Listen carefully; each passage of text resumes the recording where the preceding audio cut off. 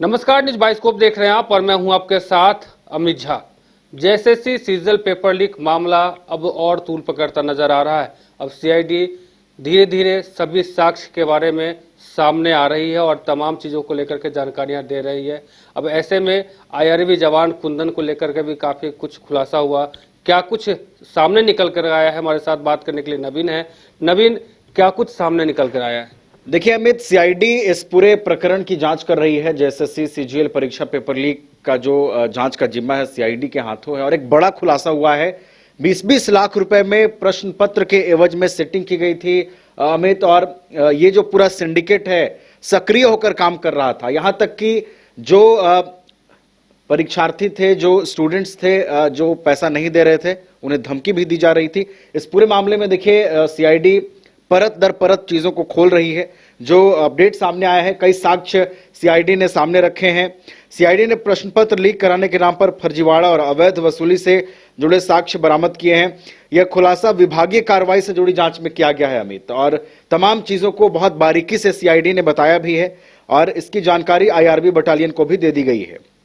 जांच में देखिए मुख्य बात यह सामने आई है कि प्रश्न पत्र के एवज में पैसे की उगाही के लिए आईआरबी जवान कुंदन कुमार उर्फ मंटू ने सहयोगी आईआरबी जवानों का इस्तेमाल एक एजेंट के रूप में किया था। आप समझ सकते हैं कि ये कितनी प्लानिंग के तहत किया गया।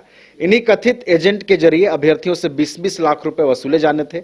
मास्टरमाइंड संदीप त्रिपाठी ने असम राइफल्स के जवान रामनिवास राय और उसके भाई निवास राय के जरिए कुंदन से संपर्क किया था।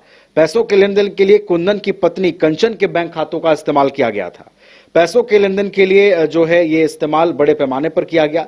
इन खातों से जो पैसे हैं रामनिवास के भतीजे कविराज को भेजे गए। रेफरेंस में निवास सीजीएल और निवास जेएस का जिक्र कोड के तौर पर किया गया था। सफल अभ्यर्थी नवीन कुमार से 27 सितंबर को 90,000 और 6 अक्टूबर 2024 को 60,000 रुपए लिए गए थे। और अमित, ये भी है कि ये जो अभ्यर्थी था, जो पैसा नहीं दे रहा था, उसको धमकाया भी गया।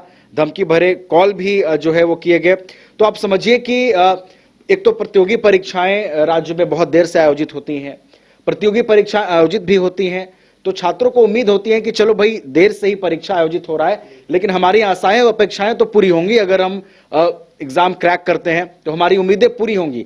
लेकिन देखिए एक विलेन बन के ये लोग सामने आ रहे हैं, इस तरह का सिंडिकेट सामने आ रहा है और तमाम अभ्यर्थियों के मंसूबों पर, उनके सपनों पर पानी फेर दे रहा है। और सीआईडी परत दर परत अब चीजों को खोल रही है अमित। 15 मई को हाईकोर्ट में भी सुनवाई होनी है इस पूरे मामले में।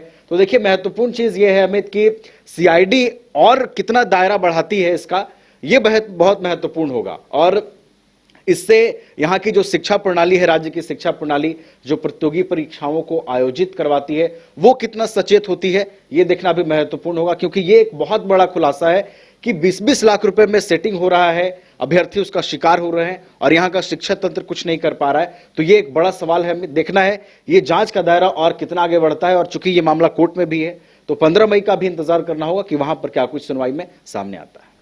चलिए, तो बिल्कुल जिस प्रकार से अब मामला धीरे धीरे सब कुछ क्लियर होता हुआ नजर आ रहा है। अब जो अभ्यर्थी कोर्ट में जो अपने याचिका दायर किए हैं, इनको लेकर के भी कहीं ना कहीं अब वो सुकून के पल जो है आ रहे हैं। तो ऐसे में कहीं ना कहीं अब लोगों को उम्मीद है कि जो सीजल के जो परीक्षाएं हैं, अब धीरे धीरे सब कुछ इसमें क्लियर होता हुआ नजर आ रहा है।